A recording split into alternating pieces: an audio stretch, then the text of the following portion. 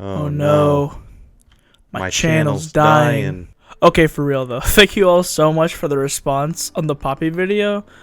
Honestly, I never could have expected it to do that well. Except for the fact that it was trend chasing and 100% for money, obviously since I'm clearly monetized. But thank you though, really. I put a ton of effort into that video, so it thrills me that a bunch of y'all liked it too.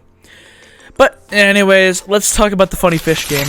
Now for those of you who have lived under a rock for the past 20 years, like Patrick Starr, who lives underwater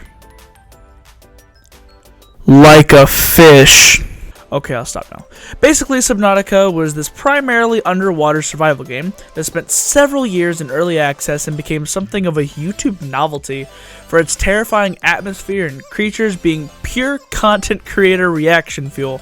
I'm not necessarily a fan of reaction content, not even in the slightest. Trust me, I've been down that path and I'd like to forget it all. But even I can admit there was something so captivating about Jacksepticeye getting mauled by this murder eel. I feel like I don't really need to explain the game, so we're just going to use my amazing art skills to explain the plot of the game in like 30 seconds. Ready? No? Well, I'm not either, but I made all these assets, so I might as well do something with them, and I think it's funny, so here, you're watching it. No choices.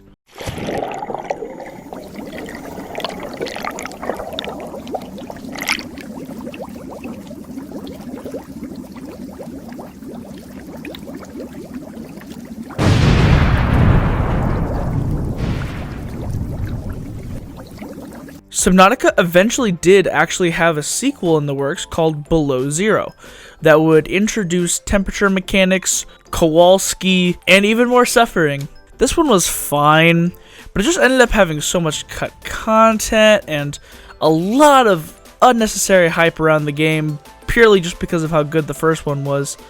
And even though this installment did have a lot of early access builds like the original, it felt like the devs really just wanted to push it out as fast as possible, and what resulted was a really small-scale adventure with a short and fairly uninteresting plot. Not bad, just weird. They also added these weird ice worm things, and like they supposedly dig through the ice with their horns that are supposed to be really hot. I'm guessing they were just chasing the 1,000 degree knife trend, but the full release came out 3 years after that whole thing was popular, so I guess I could be wrong. Except, what am I talking about? I'm never wrong. This must be true. I mean, as we know, my word is law. But we can forget TikTok, YouTube Shorts worms because we've gotten an actual in-game image for the next third installment of the Subnautica series. Keep in mind, that was singular. One image. At least of writing this. If there's any new stuff during the editing phase, I'll add a thing here. We know next to nothing about this game, except that it's going to be called Subnautica 2. And I know what you're thinking. Was it Below Zero Subnautica 2? And you'd be right, if you wanted to remember that Below Zero ever existed. But yeah, I guess Unknown Worlds, the developers, are trying to make this game more of a continuation of the first one, and Below Zero will forever remain as the awkward middle child that gets invited to Thanksgiving, but still ends up sitting at the kids' table even though they're 34. Do you get what I'm saying here? Which means I have high hopes for this game, and I wanted to share some of my thoughts on what would make this second installment as perfect as possible. First of all, let's take a look at what made the first one so popular. The fear factor. I hate to admit it, but if you want a game like this to be popular nowadays, you gotta have a lot of reaction bait for people to think that it's enjoyable enough to be posted online, and then everyone is sharing it, and it blows up online. I don't like that this is the case, especially as an up-and-coming game designer, but I'm willing to accept that it works really well in Subnautica, so let's just roll with it. It's so impactful that even this dumb eyeball fish makes me Alt F4 my kidneys. But the heavy focus on thalassophobia is so iconic at this point. So, first off, make the map huge. No tiny restrictive maps with ice walls stopping you from fun. Let him explore an endless abyss as a peek into my dark, twisted mind. They did that in the first one to help the world seem bigger. However, if you went into this dead zone, as the system calls it, some straight up ghost sharks would eat you alive. This is a good tactic to help the already big world seem like an actual alien planet, so we're doing it again, because you know what, old habits die hard, and I don't like changing or improving myself for the future, so let's just roll with that. I'm okay. Secondly, adding a temperature mechanic was an interesting choice, but didn't function well in reality. Like, if I'm on land and freezing from the conditions, and I need to get warmer, the game says if you just jump in the arguably colder water, you warm up. Yeah, that makes sense. Hey kids, if you're ever in Antarctica for a Mr. Beast challenge, be sure to hop into the frozen ocean to keep nice and toasty.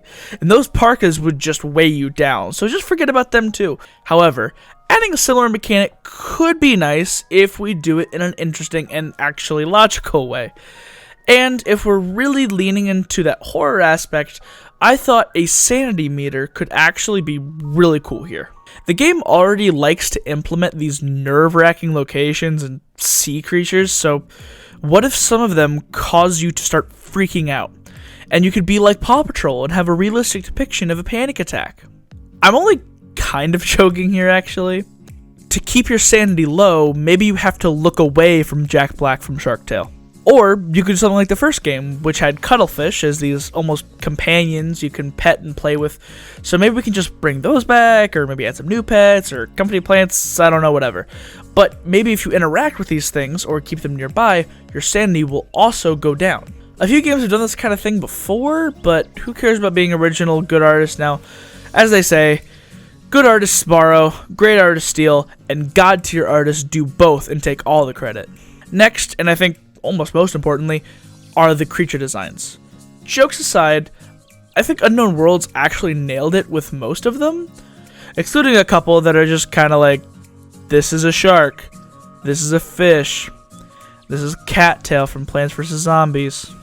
Also, those stupid lava leeches, look, I love a good challenge, and I'm a masochist, just like the rest of the Subnautica community, but come on, man. These make me want to jump into an actual underwater volcano in Minecraft in real life in Fortnite. So I don't think there's much to correct here, other than lean more into the scary stuff. Obviously, keep your basic baby fish for the early game, but as soon as you step outside the starting area, I want to be mauled to death by a barracuda. Please, let this happen. This is my dream. Again, I'm okay. Also, while we're on the subject, have a reward for killing certain creatures. Maybe there's some plated shark thingy called Hardtooth. I don't know, I'm bad at naming stuff. And you can harvest the scales from it to make stronger bases, or even like actual deep sea armor. I'm fine not including many classic weapons, since making your player feel powerless is part of how you make the game scary. Give the player something cool like a prawn suit to make them feel invincible, and then immediately humble them with a new sea beast that just steps on them. But not in a weird way. You freaks. Finally, and this is a big one, and I'm very sorry for how antagonistic this will sound, but make a real story. Subnautica's quote-unquote plot was just like, you see these really cool out-of-place alien research facilities, tablets, and freaking spaceship-killing artillery cannons. Yeah, those are cool, right? And nothing else really happens. Something precursors, Meepless in Seattle bullcrap. Below Zero actually did a bit more with this, with you learning more about the aliens, actually meeting one, and discovering he was the one that released the virus that wiped out all of his friends and family. Kind of a stop trauma dumping womp womp situation to me, honestly. Oh yeah, there was some kind of COVID but not COVID fish AIDS that is extremely dangerous, but you convince a fish lady to give the cure in the first game, so everything is okay now. But if this game is mostly taking after the first, then I think it would be neat to learn more about Altera, the company that your character worked for. Again, we learn a bit more about them below zero, but it just kind of boiled down to, wow, Alterra is stinky, and they are the reason my sister died, kind of boo-hoo. So I'd love to see how the company got this way. Since, based on some of the info we get in the games, there were actually people from Alterra on this planet before us, so clearly they have an interest in being there, and it's a central reason for their overall evil nature. So what if we got to be on the team responsible for, and I apologize for using this term, colonizing the planet, so to speak. Like, we're helping build an industrial portal for Alterra to access the place at will. Or we're building facilities and researching the flora and fauna there, akin to Pokemon Legends Arceus. That would give the player the opportunity to still have the terror of the first game, while being smack dab in the middle of the plot, and have a first-hand perspective of Alterra's decline into greed and lack of care for human well-being. Things get real dark and show an actual take on business power corruption that led to letting employees die just to keep their company expanding. That would certainly stick with a lot of people. Wait, I haven't really made a fish joke in a while. Oh shoot, I gotta keep retention. Oh, sperm whale. That's funny, right? Yeah. I'm hilarious. All in all, that's about it. I'm really excited for this game, and obviously I want to see it succeed as a Subnautica fan. So here's to hoping some of my suggestions or even just generally good ideas are implemented. And hey, if Unknown Worlds does put any of this in, then I get to claim full credit, and therefore I own half the game, and I'm entitled to 40% of the game sales. Yeah, big business. I don't think it really gets specific with things I'd like to see with, you know, the new mechanics and plot, but I think this serves its purpose well enough. What is that purpose? Well, it's simple, really. It's to make you subscribe. Yeah, that's right, I'm doing it now. Sub now or I'll feed you to the Reapers.